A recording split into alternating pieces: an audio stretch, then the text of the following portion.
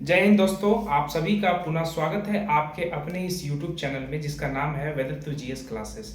आइए आज हम चर्चा करते हैं और देखते हैं कि कौन कौन सा सब्जेक्ट आपके सामने आया है जो आपके जीएस को और ज़्यादा अच्छा बना सकता है। जनरली हम लोग क्या कर रहे थे दोस्तों कि प्रश्नों का एक सीरीज लेके आपके सामने आ रहे थे जिनमें प्रश्नों की कुल संख्या 15 से 20 हुआ करती है। ये प्रश्न आपके एग्जाम में डायरेक्ट या इनडायरेक्ट रूप में आते हैं और इससे आपका एग्जाम काफ़ी ज़्यादा आपका जीएस के लिए जो परेशानी है वो धीरे धीरे आपका कम हो जाएगा। तो इसी कड़ी में एक आज का जो स्पेशल एक टॉपिक आपके सामने लेके आया हूँ, ये टॉपिक जो है किसी धर्म के ऊपर है। तो आज का जो टॉपिक हमारा है ये बौद्ध धर्म के ऊपर है। तो इसमें इस बोर्ड में आप जो देख पा रहे हैं ये सारा पूरा डिटेल है जो आपके एग्जाम के लिए काफ़ी इंपॉर्टेंट है। मतलब इसमें बौद्ध धर्म से जुड़ा हुआ हर एक प्रश्नों को शामिल किया गया है ताकि आपके परीक्षा में पूछे गए बौद्ध धर्म से जुड़ा हुआ कोई भी प्रश्न जिसका आप हल आसानी से कर पाएंगे इसको देखने के बाद। तो बिना समय को वेस्ट किए हुए आइए आज इस पे हम लोग आगे बढ़ते हैं और देखते हैं, सीखते हैं कि बौद्ध धर्म को कैसे हम समझ सकते हैं और इसके से आए हुए एग्जाम में प्रश्नों को हम अच्छे से कैसे हल कर सकते हैं।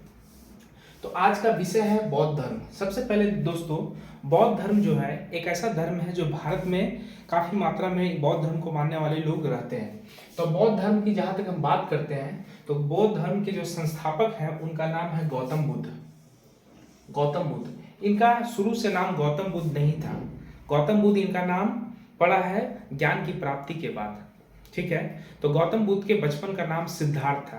तो बौद्ध धर्म के संस्थापक कौन हो गए दोस्तों? गौतम बुद्ध हो गए। इनका बचपन का नाम क्या हुआ? सिद्धार्थ हुआ। ये संस्थापक है। इन्हें लाइट ऑफ एशिया भी कहा जाता है, यानी एशिया का जो है एक तरह से लाइट ऑफ एशिया यानी प्रकाश पुंज के रूप में गौतम बुद्ध को जाना जाता है, जिनके बचपन का नाम सिद्धार्थ है।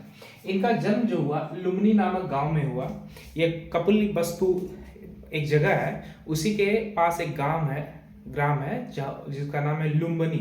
तो लुम्बिनी में 563 ईस्वी के आसपास इनका जन्म हुआ है, 563 ईस्वी के आसपास।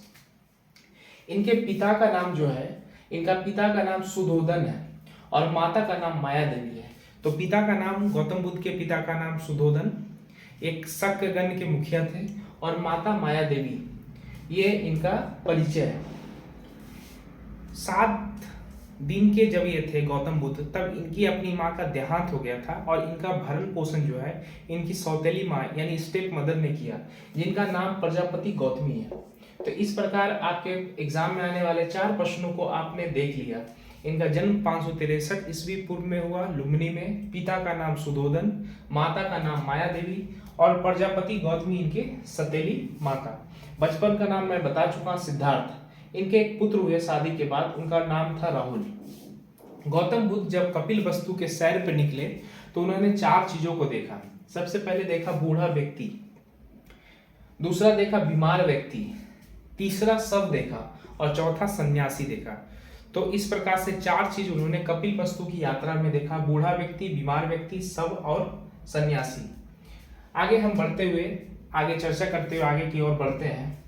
गौतम बुद्ध जब आगे अपना सांसारिक जीवन को आगे बढ़ाए तो उन्होंने फिर ऐसा किया कि उन्होंने घर को त्याग करने की मन बनाया। उन्होंने घर को त्याग कर देना ही उचित समझा, तो घर को उन्होंने त्याग कर दिया। इस घटना को बौद्ध धर्म में महाभिनिष्क्रमण कहा गया है, यानी गिरि त्याग को क्या कहा गया है दोस्तों? महाभिनिष्क्रमण। गौतम बुद्ध ने घर को त्याग दिया। वैशाली के अलार कलाम, वैशाली के एक व्यक्ति है, उनका नाम था अलार कलाम। उन्होंने गौतम बुद्ध को सांख्य दर्शन का शिक्षा दिया। तो गौतम बुद्ध का एक तरह से पहले जो गुरु के रूप में आए वो अलार कलाम हुए। ये वैशाली के रहने वाले थे। नंबर दूसरा, राजगीर के रुद्र करामपुत हुए। इन्होंने योग की शिक्षा गौतम बुद्ध को दी। तो इस प्रकार हम देख रहे हैं कि गौतम बुद्ध ने सांख्य दर्शन प्राप्त किया और राजगीर के रुद्र करामपुत्र से योग दर्शन प्राप्त किया। ये सारे चीज को प्राप्त करने के बाद उन्होंने आगे अपने ज्ञान को और आगे बढ़ाने का कोशिश किया। जहां तक बात हम करते हैं बौद्ध धर्म के प्रमुख ग्रंथों का, तो बौद्ध धर्म में कुछ ऐसे ग्रंथ हैं जिनके लास्ट में पीटक वर्ड लगा हुआ है। एग्जाम में आपको अक्सर पूछा जाएगा विनय पीटक, सूत्र पीटक, ये सब किस धर्म से सूचित है? तो जिस ग्रंथ के आगे पीटक लगा है वो बौद्ध धर्म को निरूपित करता है। तो गौतम बुद्ध अपना जो भी है लिखने का कार्य हो, चाहे अपना जो ज्ञान देने की जो प्रवृत्ति थी, वो पाली भाषा में ज्यादातर उन्होंने किया है। तो इससे 3 ग्रंथ उनका महत्वपूर्ण था, विनय पिटक, सूत्र पिटक और अभिधम्म पिटक। ये तीनों पाली भाषा में उन्होंने दिया था, पाली भाषा के अनुसार था। बौद्ध धर्म में पुनर्जन्म को माना जाता है। बौद्ध धर्म एक ऐसा धर्म है जिसमें पुनर्जन्म की आस्था है। बौद्ध धर्म के 3 रत्न भी हुए हैं, जिसे हम बुद्ध, धम्म या संघ के रूप में जानते हैं। बौद्ध धर्म के 3 रत्न हैं, बुद्ध, धम्म और संघ। इस प्रकार हम देख रहे हैं कि बौद्ध धर्म से जुड़ा हुआ क्या क्या प्रश्न हम लोग के सामने निकल के आ रहा है। आगे इस कड़ी में आगे बढ़ते हैं और देखते हैं। देखिए, जहां तक बात करते हैं, बौद्ध धर्म का एक महत्वपूर्ण पर्व होता है जिसे हम वैशाख पूर्णिमा कहते हैं। वैशाख पूर्णिमा एक ऐसा पर्व है जो बौद्ध के लिए सर्वश्रेष्ठ पर्वों में से एक माना जाता है। ये इस रूप में भी महत्वपूर्ण है क्योंकि उनका मानना है कि ये वैशाख पूर्णिमा के दिन ही महात्मा बुद्ध यानी गौतम बुद्ध का जो है जन्म भी हुआ था, ज्ञान की प्राप्ति भी हुई थी और मृत्यु भी हुआ था। मृत्यु को भी उन्होंने इस दिन प्राप्त किया था। तो इस रूप में वैशाख पूर्णिमा को मनाया जाता है। आगे बढ़ते हुए आगे देखते हैं कि कौन कौन सा प्रश्न हमारा निकल के सामने आ रहा है। देखिए, कौंडिल्य, बप्पा, वदिया, महानामा, अस्सागी ये 5 साधक हुए। ये गौतम बुद्ध के 5 साधक थे। 35 वर्ष की अवस्था में, 35 वर्ष जब इनकी आयु थी प्राप्त करने में, यानी कि लगभग 29 वर्ष की अवस्था से ही ये एक तरह से तपस्या करना चालू किए थे पीपल पेड़ के नीचे, जो जिसे हम महाबोधि वृक्ष कहते हैं। ये बोध गया बिहार में पड़ता है। और 6 वर्षों की कठिन तपस्या के बाद 35 वर्ष की आयु में निरंजना, जो फल्गु नदी का पर्यायवाची है, तो निरंजना नदी के तट पर, यानी जो आज स्थान आप बोध गया देखते हैं, वहां पे इनको ज्ञान की प्राप्ति होता है। ये 35 वर्ष की अवस्था में ये ज्ञान को प्राप्त कर लेते हैं। और ज्ञान प्राप्त करने के बाद प्रथम जो उपदेश देते हैं, ये सारनाथ में देते हैं। सारनाथ ये बनारस के आसपास है। ऋषिपत्तनम भी सारनाथ को ही कहा जाता है। तो प्रथम उपदेश उन्होंने सारनाथ में दिया और इस घटना को धर्म चक्र परिवर्तन कहते हैं। ये पाली भाषा में दी गई थी, धर्म चक्र परिवर्तन। ठीक है, इस प्रकार हम काफी महत्वपूर्ण हमें सवालों को सामना हो रहा है, जिस जो एग्जाम के पॉइंट ऑफ व्यू से काफी इंपॉर्टेंट है। आगे बढ़ते हैं।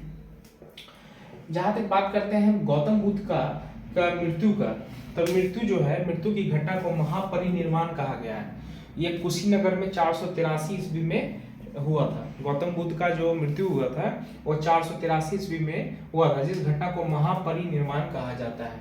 तो गृह त्याग को महाभिनिष्क्रमण और जो उपदेश दिए उसे धर्म चक्र परिवर्तन और मृत्यु जो हुआ वो महापरिनिर्वाण कहलाया। तो ये कुछ ऐसे वर्ड हैं, की पॉइंट है, जो एग्जाम में पूछ के विद्यार्थियों को थोड़ा कंफ्यूज कर सकता है वर्ड। आगे बढ़ते हैं। जहां तक हम बात करते हैं कुछ सिंबल का, तो बौद्ध धर्म में कमल एवं साण ये जन्म का सिंबल है, यानी प्रतीक है। कमल और साण जो है ये गौतम बुद्ध के जन्म का प्रतीक है। गृह त्याग, घोड़ा जो है गृह त्याग को प्रकाशित करता है।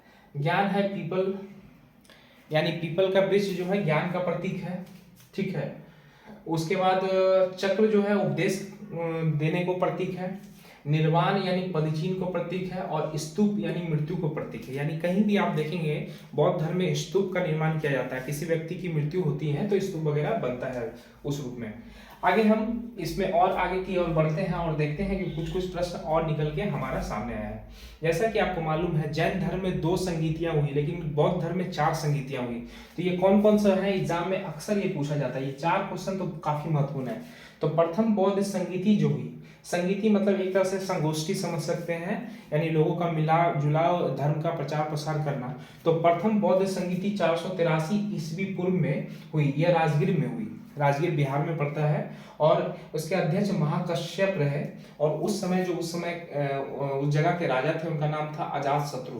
तो अजातशत्रु के शासन काल में महाकश्यप की अध्यक्षता में राजगिरी में 483 ईस्वी में पहली बौद्ध संगीति हुई। दूसरा बौद्ध संगीति की तरफ हम चलते हैं। यह 383 ईसा पूर्व में हुई। यह वैशाली में हुई। यह भी बिहार में पड़ता है। सावाकामी इसके अध्यक्ष थे। और उस समय जो शासन था वो कालाशोक का था। सावाकामी अध्यक्ष, कालाशोक शासक थे। तीसरी बौद्ध संगीति जो हुई ये हुई आपकी पाटलिपुत्र में 250 ईस्वी पूर्व में। ये मोगलीपुत्र इसके अध्यक्ष थे और अशोक का शासनकाल में, अशोक राजा के शासनकाल में संपन्न हुआ। और अंतिम जो हुआ, अंतिम जो आपका बौद्ध संगीति हुआ वो 98 ईस्वी में हुआ। यह कुंडलवन में हुआ। इसके अध्यक्ष वसुमित्र और अश्वघोष थे, वसुमित्र और अश्वघोष, और ये कनिष्क के शासनकाल में हुआ। तो इस प्रकार से 4 जो हमारा बौद्ध संगीतियां हुई। तो हम इस रूप में देख रहे हैं कि बौद्ध धर्म से जुड़ा हुआ जो जो प्रश्न हमको लगा कि आपके एग्जाम के लिए महत्वपूर्ण है, उसको मैं एक रूप में लाने का कोशिश किया हूँ। और जब गौतम बुद्ध की जब मृत्यु हो गई, उसके बाद से चौथा जब ये कुंडलवन में जो आपका बौद्ध संगीति हुई, उसके बाद बौद्ध धर्म 2 भागों में बट गया, जिसे हम हीनयान और महायान के रूप में जानते हैं। तो बौद्ध धर्म अभी 2 पहलुओं में चलता है, कुछ लोग हीनयान कहलाते हैं, कुछ महायान कहलाते हैं। इस प्रकार कुछ प्रश्नों को लेकर मैं आपके सामने हाजिर था और आपको बताने की कोशिश कर रहा था कि बौद्ध धर्म से कौन कौन सा प्रश्न आपका एग्जाम में आ सकता है। मेरा दावा है कि इससे ज्यादा बौद्ध धर्म से पूछा नहीं जाता है कोई भी प्रश्न। तो इस वीडियो को 1 से 2 बार देखिए, पॉज करके इसको आप अच्छे से देख सकते हैं बोर्ड में क्या क्या आया हुआ है, जो आपको ज़्यादा से ज़्यादा नॉलेज को बृहद कर सकता है। तो ये वीडियो को देखने के बाद आप अच्छे से एक बार इसको पॉज कीजिए। पॉज करने के बाद अगर हो सके तो इसको सुनने के बाद इसको लिखने का भी आप अभ्यास कीजिए, ताकि आपका बौद्ध धर्म से जुड़ा हुआ कोई भी प्रश्न कभी भी एग्जाम में नहीं छूट सके। तो मिलते हैं अगले वीडियो में, तब तक के लिए जय हिंद, जय भारत।